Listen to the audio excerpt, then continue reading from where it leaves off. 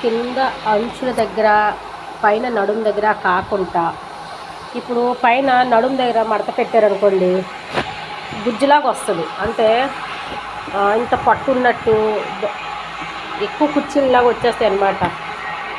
నడుము చిన్నది, ఈ లంగాకున్న నడుము పెద్దదైపోద్ది. అప్పుడు మనం లంగా కట్టుకున్నప్పుడు పెద్ద కుర్చీలు వస్తాయి అన్నమాట. అదొకటి. నెక్స్ట్ ఏంటంటే ఇప్పుడు సన్నంగా ఉన్నోళ్ళకి లంగాలు కొన్ని లూజ్ అయిపోతూ ఉంటాయి. నడుము దగ్గర మనం కట్టుకుంటే ఇలా బొడుకులు లాగా వచ్చేసి మన శారీస్ అవి ఏమి కట్టుకున్నా అవి లుక్ రావు. ఒకటి పొడవైపోతే పొట్టు చేయడానికి ఎలా పొట్టు చేసుకోవాలి అనేది ఆప్షన్ చెప్తాను. తర్వాత ఏంటంటే లంగా లూజ్ అయిపోద్ది కదా, లంగా లూజ్ అయిపోయినప్పుడు అంటే లంగా అయితే లూజ్గానే ఉంటుందిలేండి.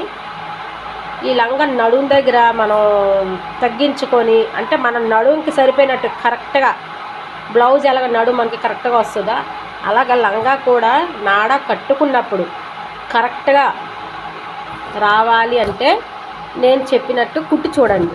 మీరు కుట్టుకోవడం కానీ కుట్టించుకోవడం కానీ ఏదైనా చేయండి. అప్పుడు ఏమవుతుందంటే లంగాకి నడుము లూజ్ అవ్వదు. నడుము దగ్గర చూడండి, ఇది తాడు ఉంది కదా, ఇది తాడు అనమాట.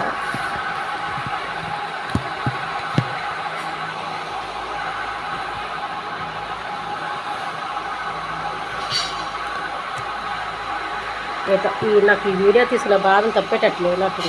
ఇక తాడు ఉంది కదా, ఇప్పుడు మనం ఏం చేసుకుంటాం అంటే ఇక్కడ మనకు మడత ఇస్తారు కదా నాడా కట్టుకోవడానికి, ఈ మడత ఉంది కదా, ఈ మడత దగ్గర మనం